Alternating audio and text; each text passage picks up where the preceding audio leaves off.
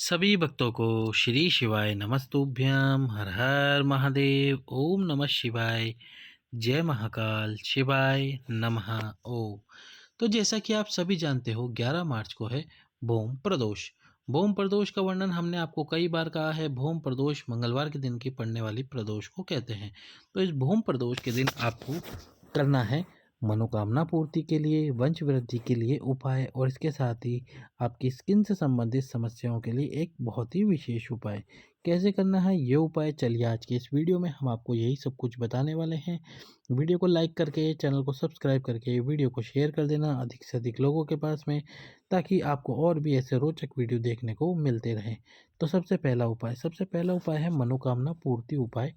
और ये मनोकामना पूर्ण आपको करनी है 5 बेलपत्रों से। कितने बेलपत्रों से? 5 बेलपत्रों से। कैसे करनी है? आपकी कोई भी मनोकामना क्यों ना हो, उस मनोकामना को आप पूर्ण करना चाहते हैं तो प्रदोष के दिन, प्रदोष काल में क्या करना है आपको? एक कलश जल ले लेना है, एक दीपक ले लेना है जिसमें आपने लगा रखी हो गोल बाती और घी डाल रखा हो, और इसके साथ लेने हैं 5 बेलपत्र। क्या लेने हैं? 5 बेलपत्र। 5 बेलपत्र ले लेना। अब भगवान शंकर के मंदिर में जाना प्रदोष के दिन, प्रदोष काल में, और सबसे पहले जल समर्पित करना शिवलिंग पे। शिवलिंग पे जल समर्पित करके बाबा से प्रार्थना करना, समस्त मनोकामनाओं की पूर्ति करने वाले शिव, मेरी समस्त मनोकामनाओं को पूर्ण करो। तो इसके बाद में जब जल समर्पित कर दो, फिर आपको क्या करना है? आप सभी जानते हो, सीधा हाथ पर गणेश जी, उल्टा हाथ पर कार्तिकेय जी, बीच में माता अशोक सुंदरी, और जो जल बूंद बूंद गिरता है वो भगवान शंकर की 5 बेटियां। पर आपको पहला जो बेलपत्र समर्पित करना है आपकी कामना बोलते हुए, वो करना है माता अशोक सुंदरी के स्थान पर। यहाँ पर पहला बेलपत्र इस प्रकार से समर्पित कर देना है और आपको आपकी कामना बोलनी है। अब इसके बाद में दूसरा जो बेलपत्र आप समर्पित करोगे वही विशेष है, दूसरा बेलपत्र समर्पित करना। तो आपको दूसरा बेलपत्र कहाँ समर्पित करना है? ये समर्पित करना है जो खाली स्थान का वर्णन कई बार हमने आपको किया है, उसी खाली स्थान पर। लेकिन जो बेलपत्र समर्पित करोगे वो बिल्कुल सेंटर में करना। इस प्रकार से करना कि जो दोनों बेलपत्र की पत्तियां हैं नीचे वाली, वो शिवलिंग के बिल्कुल बीच में रहे। कहाँ पर रहे? बिल्कुल बीच में रहे, यानी कि इस प्रकार से शिवलिंग बीच में रहे दोनों पत्तियों के। इस प्रकार से आपको करना है दूसरा बेलपत्र समर्पित यहाँ पर, और इस प्रकार से वो बेलपत्र समर्पित होगा। अब तीसरा जो बेलपत्र आपको समर्पित करना है वो करना है दक्षिण दिशा में खड़े होकर, उत्तर की तरफ मुख करते हुए भगवान शंकर के शिवलिंग पे। शिवलिंग पे तीसरा बेलपत्र समर्पित कर देना है। चौथा जो बेलपत्र आपको समर्पित करना है वो करना है कहाँ पर? वो करना है आपको ठीक जहाँ से जल बहकर नीचे गिरता है। ये जो स्थान आप देख रहे हो, ये वाला जो स्थान आप देख रहे हो, यहाँ से जल बहकर नीचे गिरता है। इसी स्थान पर आपको वो चौथा बेलपत्र समर्पित करना, क्षमा करना, चौथा बेलपत्र। पहला माता अशोक सुंदरी, दूसरा ये खाली स्थान, तीसरा भगवान शंकर का शिवलिंग, और चौथा बेलपत्र यहाँ जहाँ से जल बहकर गिरता है यहीं पर समर्पित करना। इसी प्रकार से समर्पित कर देना। पांचवा और अंतिम बेलपत्र वो जो समर्पित करना है आपको, वो करना है नंदी जी का जो एक पैर ऊपर उठा हुआ होता है उस पैर के बिल्कुल पास में। जो नंदी जी का एक पैर ऊपर उठा हुआ हो उस पैर के बिल्कुल पास में समर्पित करना है। आप देख सकते हैं ये वाला पैर तो नंदी जी का बैठा हुआ है और ये वाला पैर उठा हुआ है। तो इसके पास में पांचवा और अंतिम बेलपत्र समर्पित करके आपकी कामना बोल देना।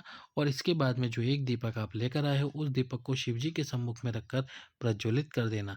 बाबा से प्रार्थना करना, आपकी वो कामना, विशेष कामना शीघ्र अतिशीघ्र पूर्ण हो जाएगी। चलते हैं हमारे दूसरे उपाय की तरफ। दूसरा जो उपाय है वो है आम के 21 पत्तों का उपाय, स्किन से संबंधित समस्याओं को समाप्त करने के लिए। यदि आपको चर्म से संबंधित कोई भी समस्या है तो आम के 21 पत्ते लेना। 21 पत्ते का ये वाला उपाय हमने हमारे चैनल पर बनाकर अपलोड कर रखा है कि आम के पत्ते लेने के बाद में उनको जलाना कैसे है, जलाने के बाद में भस्म कैसे बनानी है, भस्म बनाकर समर्पित कैसे करनी है, और समर्पित करके उसमें घी कैसे डालकर लगाना है, उसको वापस कैसे लेकर आना। पूरा वीडियो आपको हमारे चैनल पर मिल जाएगा, आप अवश्य ही देखना। भूम प्रदोष के उपाय में आपको ये वीडियो मिल जाएगा। तो अब इसके बाद में आपको क्या करना है? सबसे पहले तो 21 पत्ते लेने आम के जो वृक्ष से नीचे गिर गए हों। आपको तोड़ने नहीं है वृक्ष से, केवल जो नीचे गिरे हुए पत्ते वही लेने हैं। 21 पत्ते लेने के बाद में इन 21 पत्ते को जलाकर भस्म तैयार करना। लेकिन जब आप जलाओगे तो उसमें कोई तेल मत डालना, घी डालकर जलाना, ताकि ये भस्म जल्दी से जलकर, ताकि पत्ते जल्दी से जल जाए और इसकी भस्म तैयार हो जाए। भस्म तैयार हो जाए और भस्म उसको लेकर फिर छान कर प्रदोष के दिन, भूमि प्रदोष के दिन भगवान शंकर के शिवलिंग पे उस भस्म को समर्पित कर देना। समर्पित करके उस भस्म को वापस उठाकर लाना, उठाकर लाकर अपने घर पर लाकर रख लेना। जब भी आपको कहीं स्किन से संबंधित कोई भी समस्या हो, कोई भी तकलीफ हो या कोई भी परेशानी हो, तो उस भस्म को गाय के घी में मिलाकर लगा लेना। आपका जो स्किन से संबंधित रोग है वह समाप्त होगा। धीरे धीरे लगातार लगाना उसको, ताकि आपका जो रोग है वह जल्द से जल्द समाप्त हो। तीसरा जो उपाय है वो है वंश को बढ़ाने के लिए, संतान की प्राप्ति कराने के लिए, जिसका वर्णन हमने आपको पहले भी कई बार कर दिया है। जो गुरुजी ने अपनी कथा में करा था कि जो माता बहन या फिर जो पुरुष, जो पति पत्नी संतान प्राप्ति चाहते हैं, उन्होंने सभी उपाय कर लिए हैं, संतान प्राप्ति नहीं हो रही है, तो उसके लिए उनको क्या करना चाहिए? प्रदोष का व्रत करना चाहिए। प्रदोष के व्रत का वर्णन भी हमने आपको किया था कि जब आप प्रदोष का व्रत करें, तो प्रदोष का व्रत करने से पहले संकल्प लेते हैं कि हम 21 प्रदोष या 11 प्रदोष या फिर 26 प्रदोष करेंगे, और उसके बाद में इसका उद्यापन किया जाता है।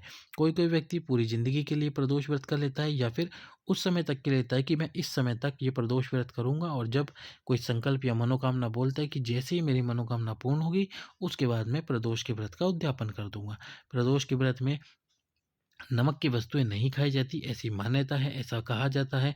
प्रदोष के व्रत में सुबह भगवान शंकर की पूजा करो, शाम के समय भगवान शंकर की पूजा करो, और पूजा करके दीप प्रज्वलित करो, और दीप प्रज्वलित करने के बाद में जो भोजन बना है वो बिना नमक का भोजन करे, और भोजन करने के बाद में जब आपकी भोजन करे तो आपका व्रत पूर्ण होगा।